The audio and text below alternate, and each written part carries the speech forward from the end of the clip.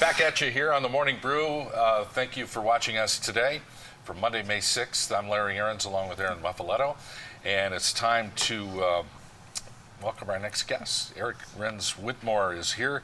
Eric is Executive Director of the New Mexico Technology Council. How are you? I'm doing very well this morning. Welcome to the big old round table here. Well, thanks very much for having us. Good to have you. And your guest with you today is? Chaney is my partner in crime on Startup Weekend both in Santa Fe and now in Albuquerque. Startup Weekend next month. Next month, yes, that's right. Now that it's May, it's definitely next month, and we're feeling the pressure. What is Startup Weekend? Well, Startup Weekend is, I call it a hackathon for business ideas. Basically, we take a weekend for people to share a few ideas or share an idea, to build a team, and to validate whether that's an idea that it can turn into a viable startup. It's really quite both fun, but also what really gets to the meat of what makes a business go. Yeah, I like that term, hackathon. Where you break in and learn some stuff, right? That's right.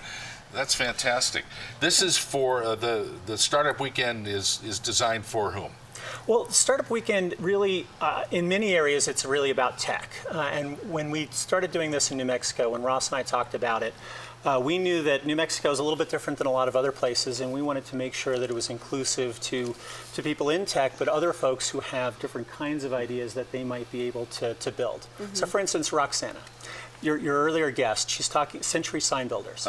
The idea of taking that national is not necessarily an easy idea. No. But when you start thinking on that larger scale, can you scale it up to something that's going to go global? Yeah. That's the kind of thing that we're interested in.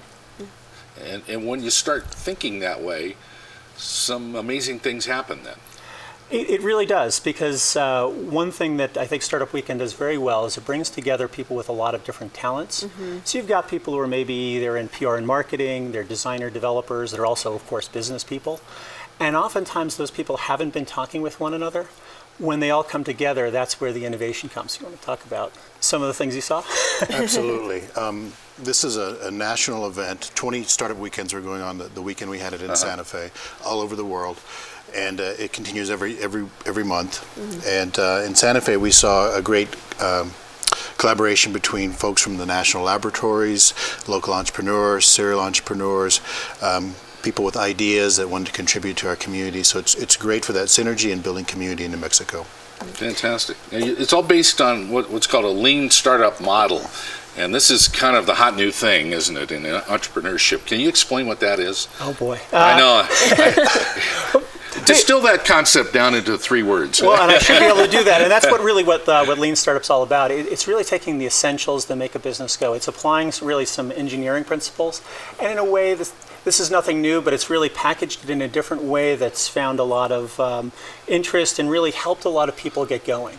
So one thing that it really keys in on, particularly with Startup Weekend, is this customer validation piece.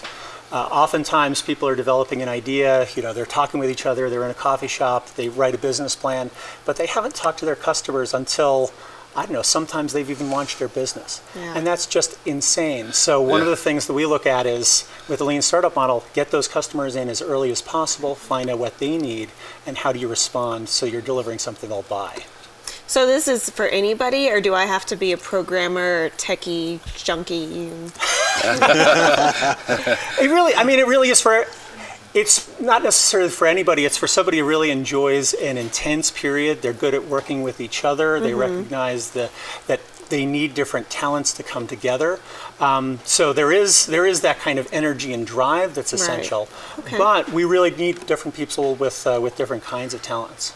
And some of those talents are designers, graphic designers, of course coders too that want to participate, but also business people, entrepreneurs, and just folks with an idea that want to spend the weekend with a solid team and work on this project. You can go to this and hope to come out with what?